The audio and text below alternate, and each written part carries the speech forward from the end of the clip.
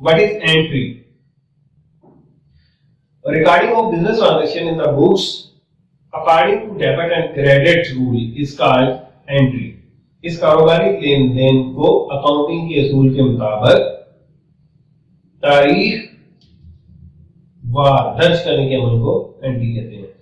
कारोबारी लेन देन को अकाउंटिंग के असूलों के मुताबिक तारीख वार दर्ज करने के अमल को एंट्री कहते हैं।